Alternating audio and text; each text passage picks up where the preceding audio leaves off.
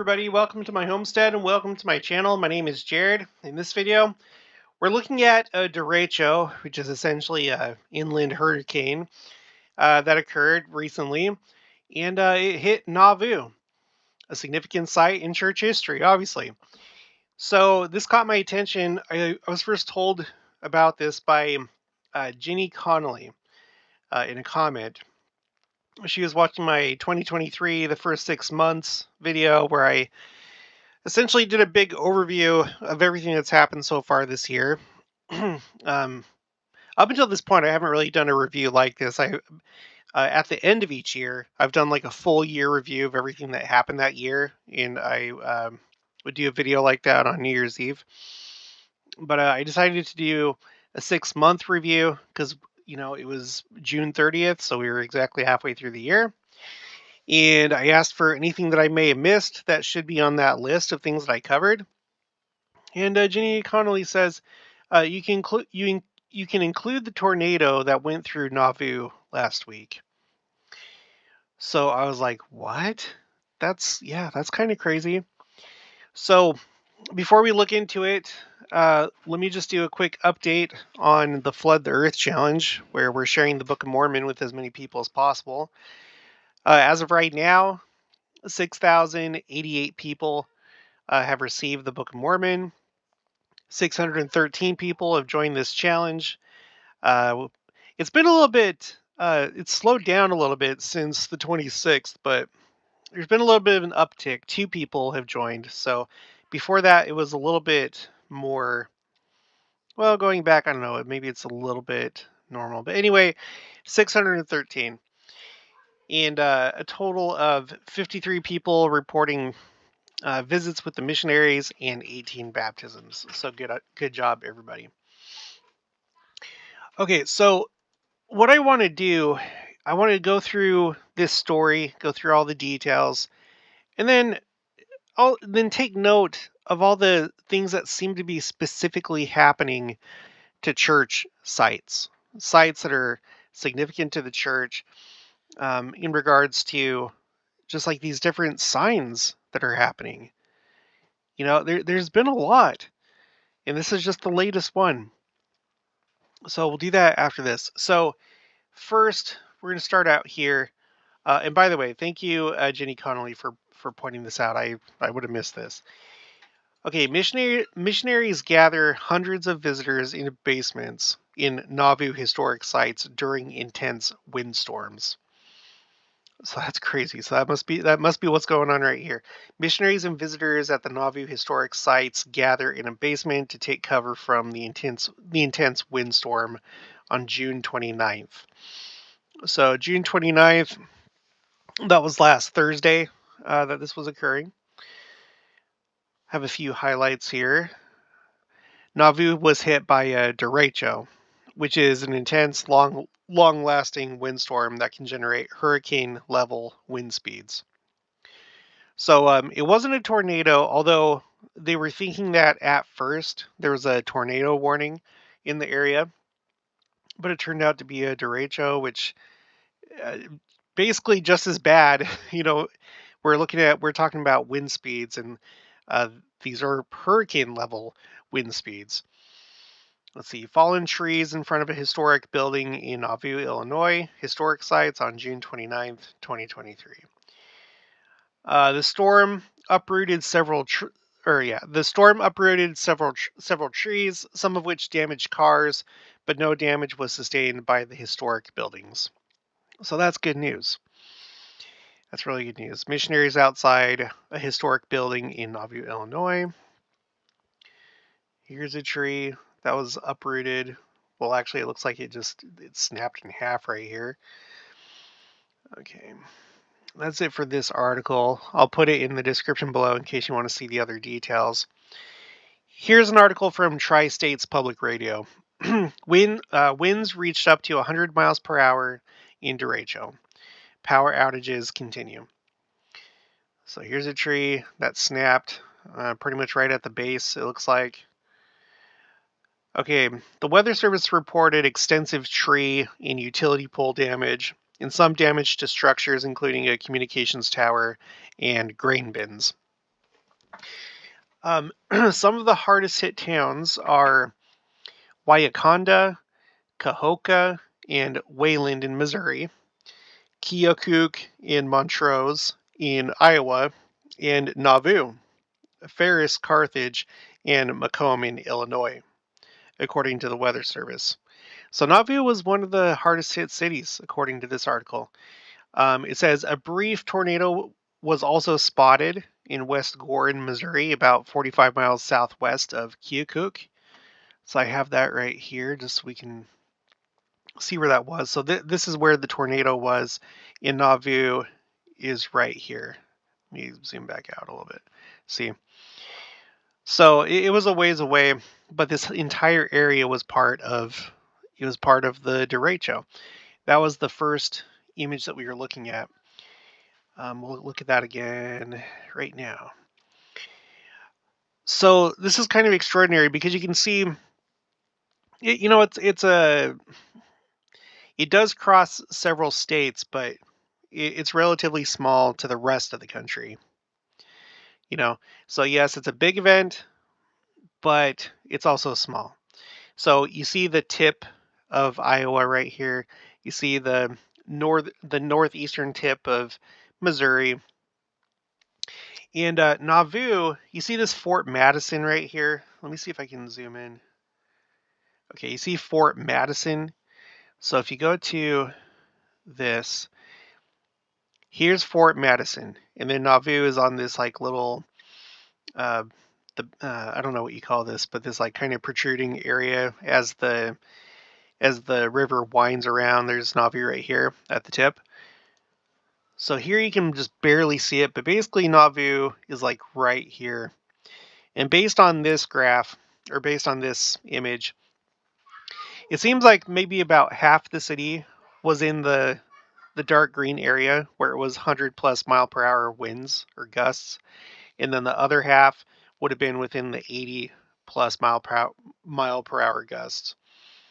So Nauvoo was part of this, and it's a little interesting. It seems like it was kind of half and half. Half of it was on the worst side, half of it was on the not as bad side as far as the wind gusts go.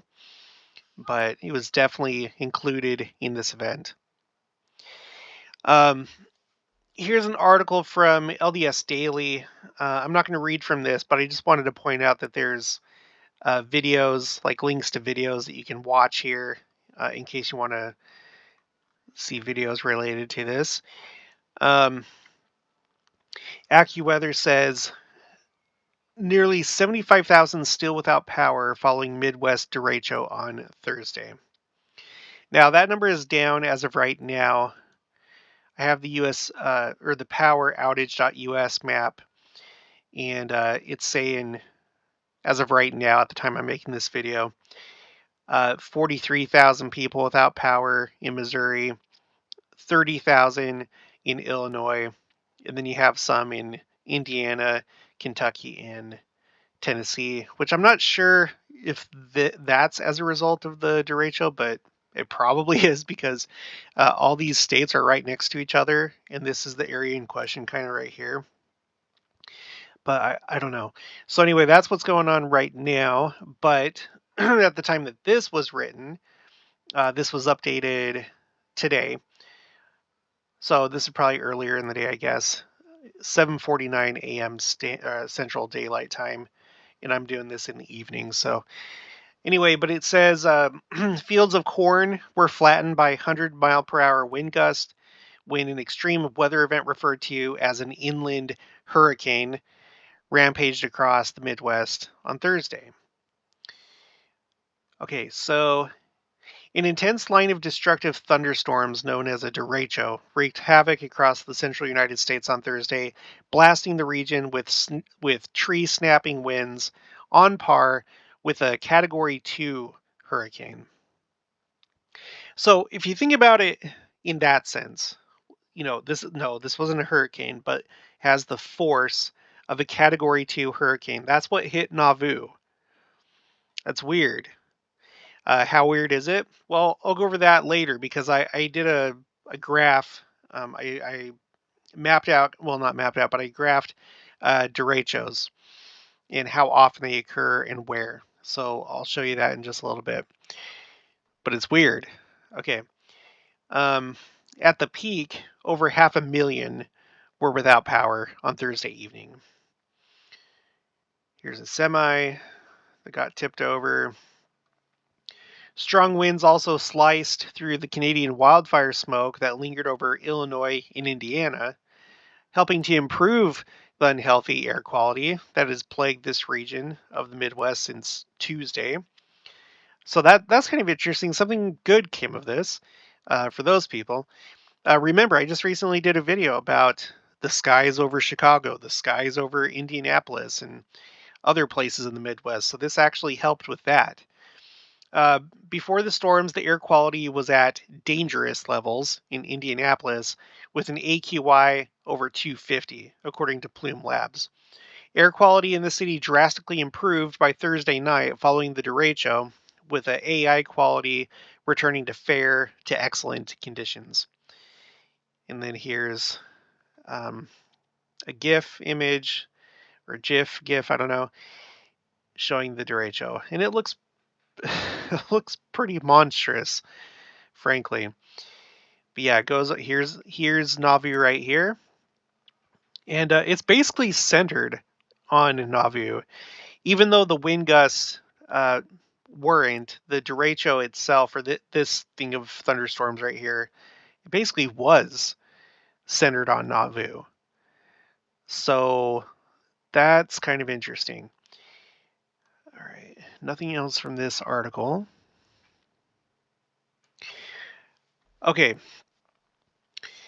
so from here, okay, let's look at a couple things. Let's look at how often do derechos happen. Okay, so here I'm basing this off of this article from Wikipedia, list of derecho events, and it breaks it down according to continent. Okay, so I just tallied all these up by year, and then I put it on a spreadsheet. All right. So far this year in North America, we've already had 2, and there haven't been any anywhere else in the world. I'm going to zoom out, and you can see now if this is all correct, everything that's on the Wikipedia article, it would seem that there's been a pretty dramatic increase in derechos, mostly in North America. Now, I don't know if this is like a reporting issue or, whatever. I don't know how often it happens in Europe. It doesn't look like it happens too much, but again, I'm not sure if that's a reporting thing, but you would think that Europe would probably be pretty on top of their weather reporting compared to other places in the world. Same with North America. So I can't really speak to that, and I wasn't able to really learn anything about that. But if we just compared North America to North America from 1991 until now, there's been an increase of derecho events. Mostly picking up in 2008. So let me zoom in again so you can see a little bit better. Mostly in 2008. And then there's another bump, or another bump in this in 2018, the year that President Nelson became president of the church. And he became president in January. So I'm sure that all these probably took place once he became president of the church. 6. To that point, none of these years have 6 recorded in that year. The most to that point was 2008 and 2009 with 5 each.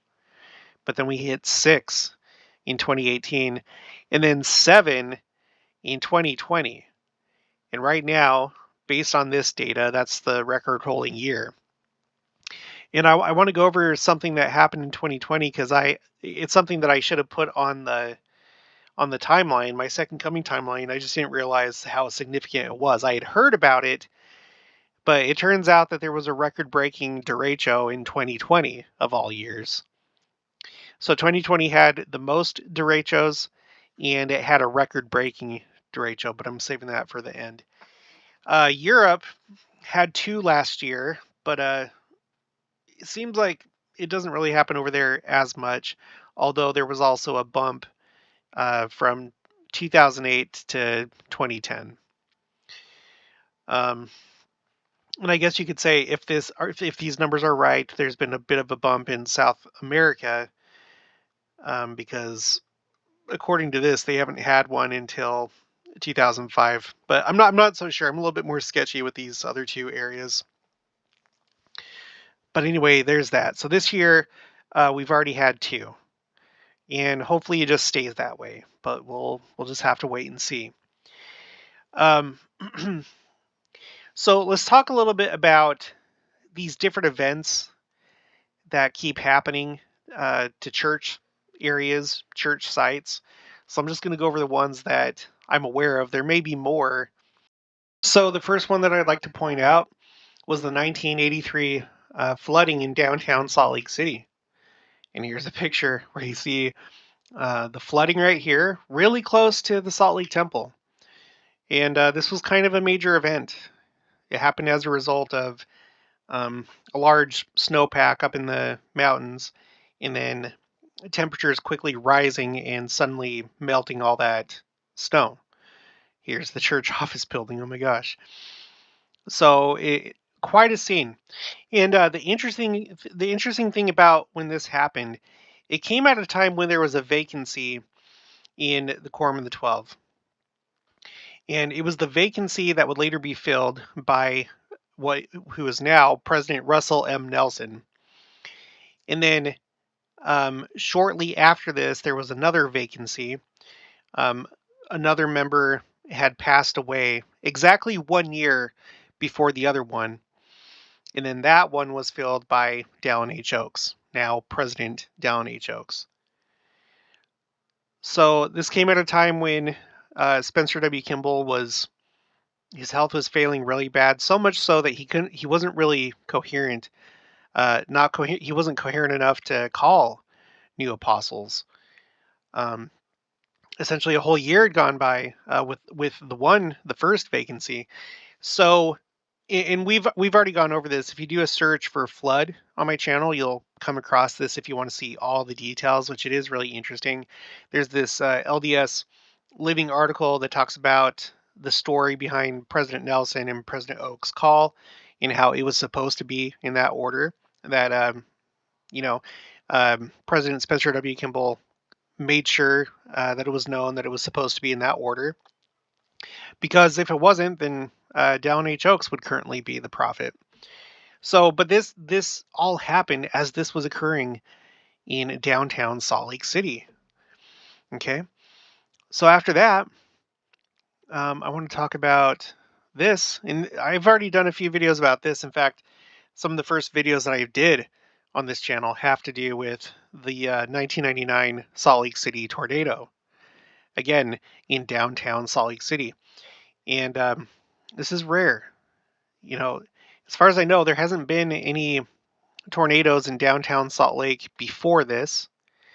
Um, and this did go across, or it basically nicked Temple Square. I've gone over like the path and some interesting details, things that were occurring on that day, and it was just a very interesting happening, but something that was very, very rare.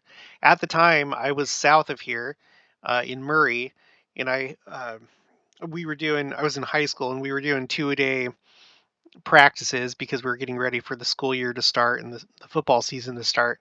And I was in the locker room and heard the news that there was a tornado downtown. I was like, "What?" Because one of the things living in the Salt Lake Valley and along the Wasatch Front is that this is an area that typically you don't see tornadoes. So I never grew up in fear that there'd be a tornado. It was very unlikely. So when I heard this, I was shocked. And this happened, just months away before the turn of the millennium. Very interesting. And I think, I mean, if you're looking for dramatic and spectacular, I think here it is right here. The timing, the images, what happened. So that happened. Um, and I guess I'll just skip forward. And then, okay, um, in 2021, there was another tornado. Now, it wasn't in downtown Salt Lake City, but it was in the city of North Salt Lake, which is a separate city, North Salt Lake City. And I thought that this was very strange because I had just recently done the video about the 1999 tornado, and then this happened. And the thing that was weird about this, not only the fact that it happened again along the Wasatch Front, this time it was up past the point of the mountain as you're going north to like Bountiful, Woods Cross, and places like that. This happened 2 days, exactly 2 days after Elder Dean M. Davies died. He was mentioned in General Conference. They noted his passing. And guess what? It turns out that he lived and he was from North Salt Lake. So he passes away. And then 2 days later, there's a tornado in North Salt Lake where he's from. It's very odd. All right. And then we have this story. I'm sure most of you are aware of it. If you're not, this is crazy. So this article is dated December 18th, 2010. Scorched portrait of Christ saved from Tabernacle. So what happened was there was the Provo Tabernacle. I'm not sure. Well, yeah, it says it right here. That's the official name. It was called the Provo Tabernacle. And this is the building that was after this fire that ravaged it. It was renovated and turned into the Provo City Center Temple. And this is what it looks like now. So, and you can see here it's a beautiful building. But what happened is when it was a tabernacle before it became a temple, there was a fire that burnt it pretty good. And you had this painting that was saved. I'll just read this little paragraph. What appears to be a Gisli print of the Second Coming by Harry Anderson was meticulously removed from inside the east front door of the Provo Tabernacle at 4:15 p.m. on Saturday. The print depicts Jesus Christ descending to earth at the Second Coming, arms outstretched and surrounded by hosts of angels. And you can see from the picture here that the rest of the painting was basically blackened, and the only thing that you can really see is Jesus Christ himself. Okay, so that if that's not a sign, I don't know what is. And then there's this portion up here on his right side above his right hand that like goes up. Even though his both of his arms are kind of like pointed downward, you have this odd piece right here that points up, almost as though if he did have his right hand up, it's like there'd be room for it right there. So this was another interesting happening that had to do with a church site, right? Okay, and then let's see what's next. In I think this was 2007. Yeah, this image right here, July 17th, 2007, Utah experienced its largest wildfire in state history. The blaze started by lightning on July 6th, and it was estimated to have consumed more than 363,000 acres, about 567 square miles, making it the largest known fire in Utah's history. So this happened.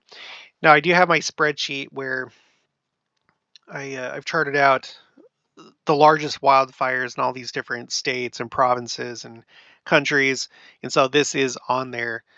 But it's interesting that we've had that so recently. All right, and then again, we have these eclipses. We had the one in 2017, and that went over significant church sites. On the southern extreme of the path of totality, depicted by this dark pink line, is New Jerusalem, or currently Independence, Missouri, just like right here where my mouse is. I found a better map. I used it a long time ago in another video, but this one was just easier to use from time and date. But you can't. It doesn't show Independence, but Independence is like right here. And then going up here, roughly in this area, is Adamondiaman. And then you have far west that's like over here somewhere. So the path of totality had to take this path in order to cover all those up, to include all those really, really, really significant church sites in the path of totality. August 21st, 2017. And then the sister eclipse, I guess you could call it, is going to be happening next year, April 8th, 2024. And this one goes over Kirtland, Ohio, which is northeast of Cleveland. Okay, the site of the first temple of this dispensation, also a place where Christ appeared, along with prophets who held keys. And then up here, you have upstate New York, and you have the area of Palmyra, right? And the Sacred Grove, a place where God the Father and Jesus Christ appeared. So the path of totality for these two eclipses, I find them very, very significant because they're going over our most important sites in this church, the church established in this dispensation, right?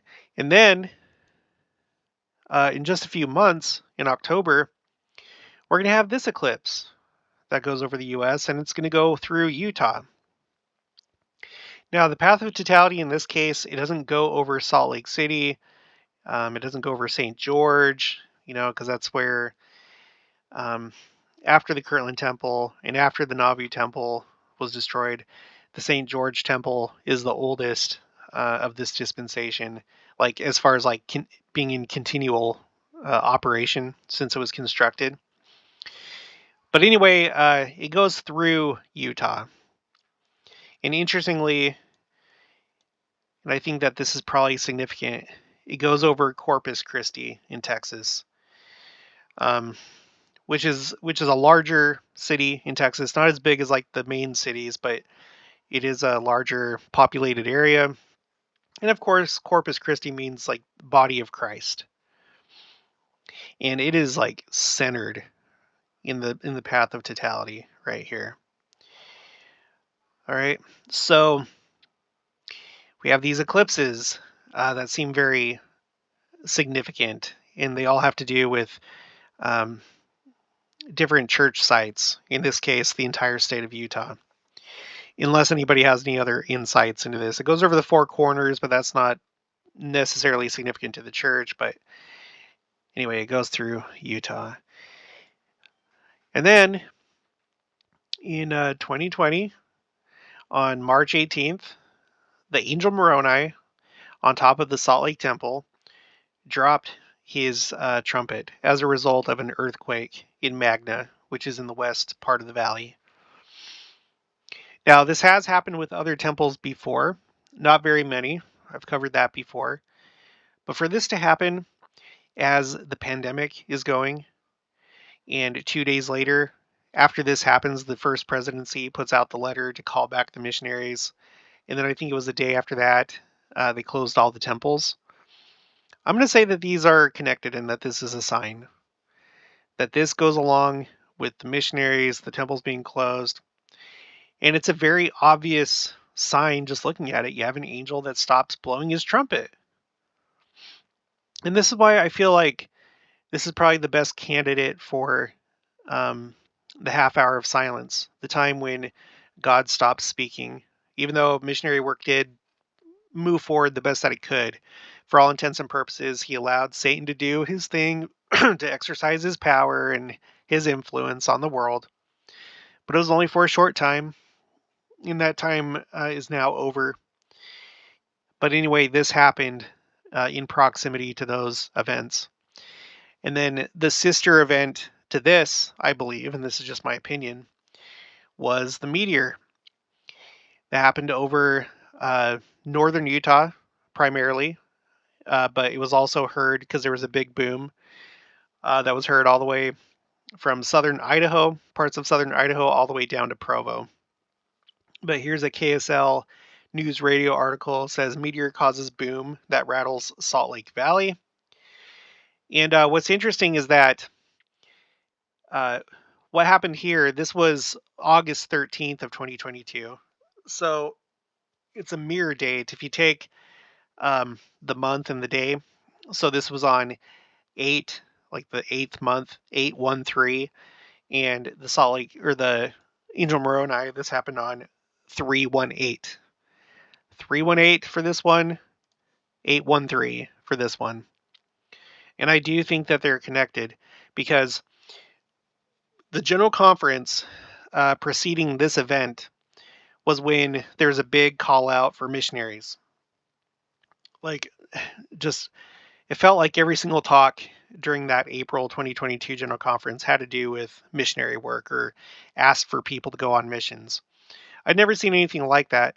And then later, it was the fifth Sunday of some month after this, church-wide, they had us review those talks that had to do with people going on their missions. Every worthy young man, every worthy young woman that felt prompted to go on a mission, and then also calling on senior missionaries.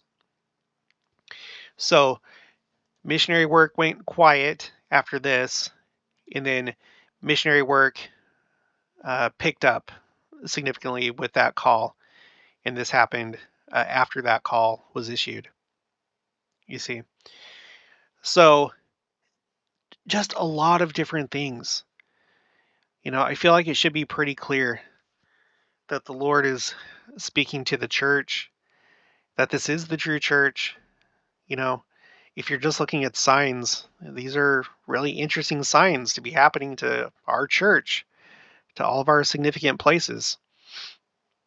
And now, the latest one is this, the derecho that hit Nauvoo. This is crazy. And it's interesting. I'm not going to, all I'm going to say is the day that this happened, that's when Jenica and I went to the emergency room. And it was that time that I said was the worst of my life. And it is. It was the worst experience I've experienced so far, emotionally and psychologically. And it was a big testing for me. It happened on the day that this happened. And I know a lot of you have reported that, it seems like there's a lot of trials right now, a lot of anger. Maybe you are experiencing a lot of anger, or others around you. And I don't know. I'm not going to say that it's necessarily related to this, but I guess we'll find out after this live. But this derecho that affects Nauvoo, maybe it is a sign of some sort. Maybe of things happening right now among the membership of the church. I want to talk about just really quick how this line right here on this National Weather Service graphic, how I said earlier, how it seems to kind of cut the city in two. So part of the city felt the 100 plus miles per hour gusts, and the other part only felt the 80 plus mile per hour gusts. Whenever I think about half, I always think about the 10 virgins. The splitting, the wheats and the tares, the how we're all going to respond to the testing of the last days, and who's going to prepare and who isn't. And maybe that's what's going on here with this October eclipse. Maybe this is a symbol. If you were to take Utah as a symbol of the church, well, the eclipse is like cutting it in half. It's cutting it in half.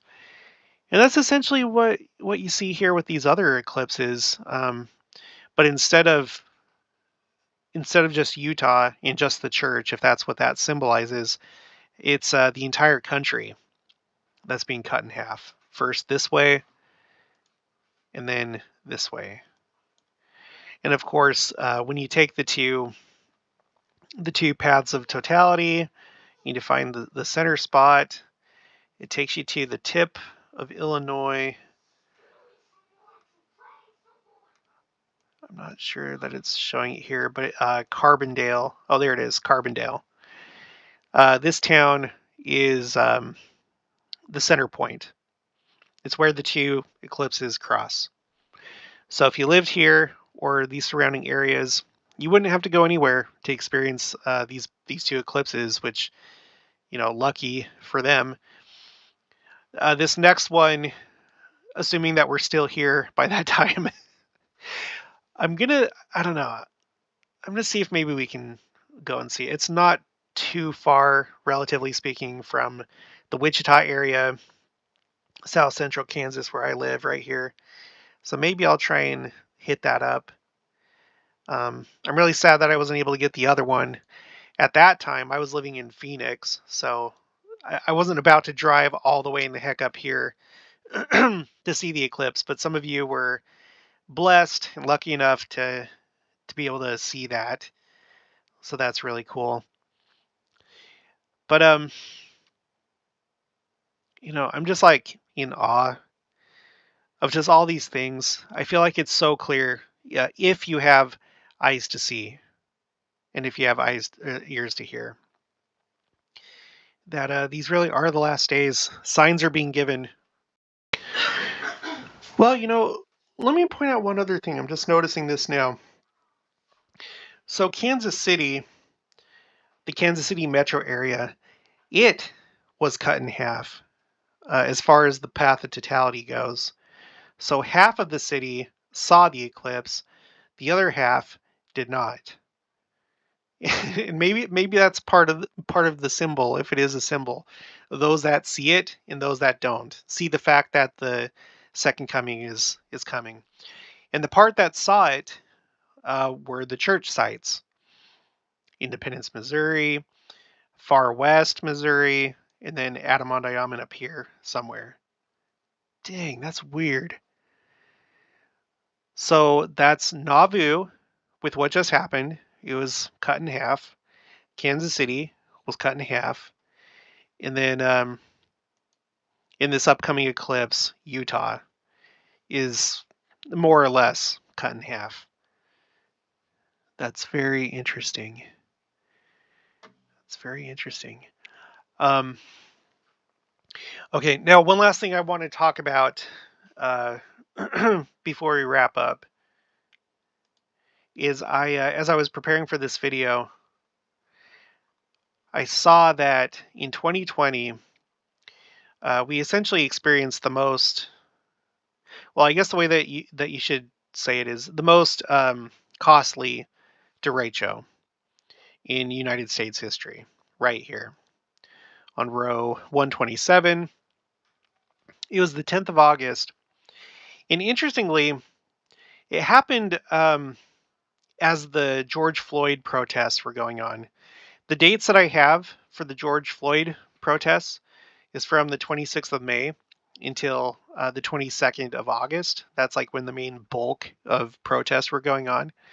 And there were some interesting things that were going on during that time. You had the largest wildfire in Colorado state history, which was the Cameron Peak Fire. You had the powerful Midwest derecho, which was the costliest thunderstorm disaster in United States history. And then California had its largest wildfire in state history, the August Complex Fire. Also, there was a lightning world record, the greatest duration for a single lightning flash of 17.102 seconds. All those happened as the George Floyd protests were going on. And I don't think I have it on here. I might, but you may not know, but oh yeah, I do have it on here. So let's see, let me look at the dates again. So it was from May until August.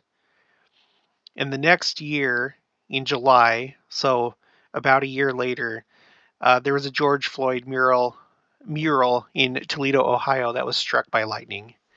I don't know if you knew that or not. And it's no disrespect to him, but like he's kind of a symbol of this like movement that is questionable. I say just I think there's some good people, just like everything. Whatever you're talking about, there's always good people and there's bad people. And I feel like there was a lot of the bad people coming out. I'm not so sure if they were so concerned about what happened to George Floyd as they were looking at it as an opportunity to act out. But here you have the mural. This is what it looked like before. And then boom, just like centered right on the face, essentially. Lightning struck and ruined it. So anyway, okay, so going back to 2020. So this is when we had the costliest derecho in U.S. history. And I have a couple articles with some highlights I want to go over really quick. Let's see. Oh, I forgot to show this. This has to do with this derecho that we were just talking about, the Nauvoo. I'm just calling it the Nauvoo derecho. Violent derecho flattens corn crops in Illinois with 100-mile-per-hour winds. And here's a picture of that. Senior meteorologist Andrew Pritchard with Nutrien AG Solutions was in Farmer City when the weather overtook the area at an extremely fast-moving speed. Quote, I've seen a lot of storms in the Midwest, but this type of storm, this derecho, gives you a pit in your stomach because there's nowhere you can go. Yeah, that's kind of frightening. Despite the damages, it does not appear to be widespread. Some crops were not completely flattened and may recover, said Pritchard. Another benefit is that corn crops do have a few months left to grow. The storm is classified as a derecho, according to the Fox Forecast Center, because it produced straight line wind damage over a span of at least 400 miles, with wind gusts over 60 miles per hour. Wind damage reports from Thursday's storms stretched more than 500 miles. So that's the criteria to be called a derecho. So it exceeded the minimum by 100 miles as far as like how long it had to go. And then at the peak of the storm, over 500 million people lost power. We talked about that earlier. Even with the damages, Pritchard said Thursday's weather event does not compare to the August 2020 derecho in the Midwest, which was in a league of its own, quote unquote. And that's what we're about to talk about to wrap this up. According to the National Weather Service, the 2020 derecho had maximum sustained winds of 140 miles per hour, causing widespread swatch of wind damages in Iowa and Illinois. Now, for my international viewers, I want to see what that is in kilometers. So it's 225.3 kilometers per hour.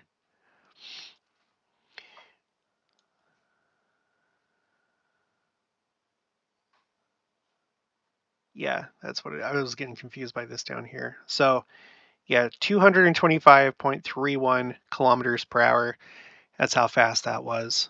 Not the Nauvoo one, but the 2021. Okay, so here's the article that I'm using as a reference for my timeline. August 2020 derecho, a look back at the costliest thunderstorm disaster in U.S. history. Has a video there. In all, there was an estimated $11.2 billion in damage along the 770. That's an interesting number. That is a very interesting number. So, mile path of the derecho, making it the costliest thunderstorm disaster in United States history. And then Iowa farmers assess loss after derecho storm flattens cornfields, destroys grain bins. Now, that's unfortunate. Just a little sidetrack here. I love grain bins. I love them. And that's like one of the one of my favorite perks, I guess, living here in the Midwest is I get to see them all the time, and I take pictures of them all the time. Mostly for this channel, but sometimes for my own pleasure. Here's just a few of the pictures I've taken. I want to share with you. Oh no, it's not going to let me. I can't get to where I can. Oh, here we go. Look at that. Look at that. And this is these buildings are called Quonset huts. They were originally designed in the United Kingdom, so that's where it gets its name from. But I love those too. Here's these ones. I love it when they get all rusty and just you can tell there's a lot of age and history there. I love this chief uh, sign right here that just looks really cool, especially how it's aged. And then this one in winter. I think this was winter of dang, I don't know if it was 2020 or 2021, but we went on this drive in this really scenic area, and everything was just kind of frosted. There wasn't. It was kind of. I don't think any of this was snow. If it was just barely any snow. But man, it was so picturesque. And then we came across this grain bin, and then I took this picture. So happy that I did. I'm actually going to print this out and frame it. All right. So anyway, so here you see these grain bins just completely destroyed, collapsed. It's that's kind of crazy to see. I'll bet it'd be pretty impressive if you're like one of these cars driving by it. Okay, Des Moines, Iowa. Farmers across a wide swath of Iowa. So this is in 2020 now. Okay. Farmers across a wide swath of Iowa are dealing with the heartbreaking aftermath of a rare windstorm that turned what was looking like a record corn crop into deep losses for many. As if 2020 wasn't bad enough, and things still are bad. In a lot of ways, things have gotten better, but 2020 really was a whopper of a year with so many things: the pandemic, the protests, and then weather events. It's clearly a year that stood out, and I feel like it was a big warning that year. I feel like a lot of things highlight the year 2020. That's when we had that really important general conference, the April 2020 general conference, Hosanna Shout, new church symbol, other things. And if I had to guess, I would say it's because 2020 was probably the year of the half hour of silence. One of the last things really to take place before the second coming.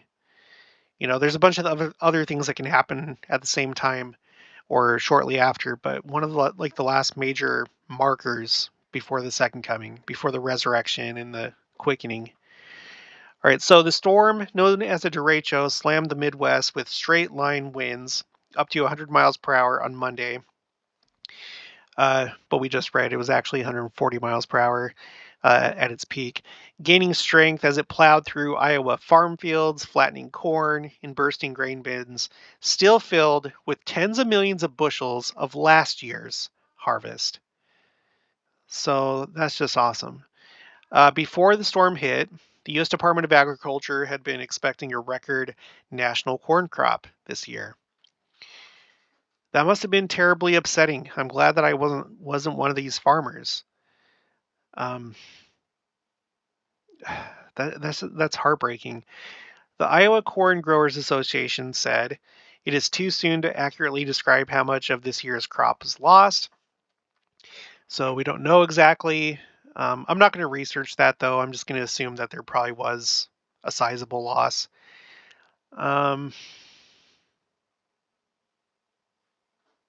Corn is flat on the ground in numerous fields in the region. All right, and then a quote from Craig Floss, CEO of Iowa Corn Growers Association. He says, the main message out there to folks is this really comes at a time when farmers are already significantly hurting due to the pandemic and trade disputes. There's a lot of stress in the countryside. It was already very stressful. This just adds insult to injury that was already there. So I'm sorry if any of you guys had to deal with this, if there's Any of you that are corn farmers, I would love to know that, by the way. Just put it in the comments below. So anyway, I went ahead and I added that to my Second Coming timeline. And I'm just, it's so crazy that all these things were going on during the George Floyd protest, um, the protests that were going on. But there were so many other things that happened that year as well. Maybe at some point I'll do a video that covers 2020. I think it's good to review these things because it's easy to forget. It's just like the Book of Mormon said that people became less and less astonished at the signs. And I think that's especially true when you just keep getting so many signs, because at that point everything just starts feeling normal. Like this is just like uh, the quote unquote new normal, right?